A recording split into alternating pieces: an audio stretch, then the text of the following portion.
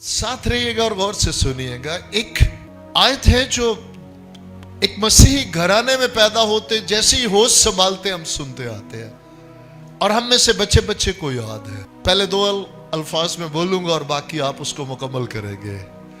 इंसान सिर्फ रोटी, आगे जरा बोले आप ना,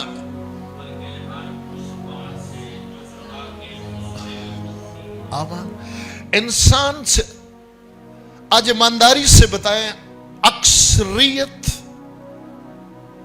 सिर्फ रोटी से जीने की कोशिश कर रहे हैं। हमारा पर्पस, हमारा मकसद हरगिज किसी को मुजरम ठहराना नहीं, लेकिन एहसास दिलाना जरूर है।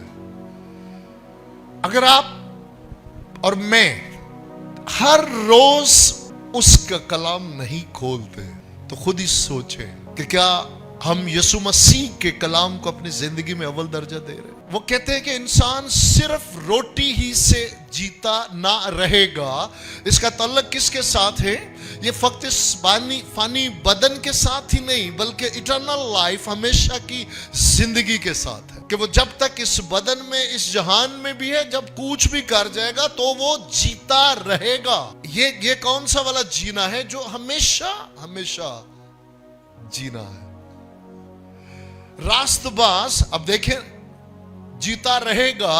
जैसे हमने कहा कि लफ्जों की तरतीब, लफ्जों को पैसेज कॉन्टेक्स्ट में जाके समझना बहुत जरूरी है। यानी कोई है जो हमेशा जीता रहेगा, और वो कौन है? रास्तबाज। और वो जो रास्तबाज ठहरा हुआ, ईमान के वसीला से रास्तबाज ठहरने के बाद भी उसे जीता रहने के लिए कुछ जरूरत है। क्यों जी?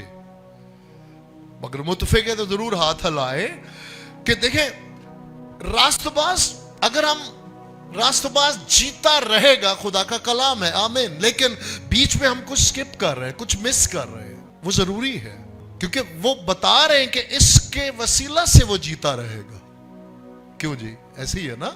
रास्तबाज जीता रहेगा, खुदावंद के शुक्र गुजार है कि रास्तबाज जीता रहेगा, बड़ी खुशी की बात है। लेकिन साथ ही क्या है? ईमान। रास्तबाज ईमान से जीता रहेगा। और ईमान कैसे मिलता है? ईमान सुनने से पैदा होता है। क्यों जी? रास्तबाज को जीता रहने के लिए क्या चाहिए? ईमान। और ईमान के लिए क्या चाहिए? मसीह का कलाम। तो सोचें जरा इस बात के लिए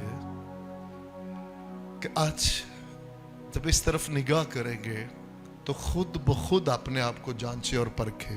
और बथेरे होंगे जो कहेंगे जी हम तो मजे से जी रहे हैं। मेरी बहन, मेरे भाई, हो सकता है आप जो जी रहे हो वो जीना ना हो जो खुदावंद मेरे और आपके लिए प्लान रखे। यीशु मसीह इसलिए नहीं मुए कि हम सिर्फ जीते रहे, यहां तक भी कि यीशु मसीह सिर्फ इसलिए नहीं मुए कि हम जीते ही रहे, बल्कि यीशु मसीह हमारे लिए इसलिए मुए ताकि हम उसके लिए जिए।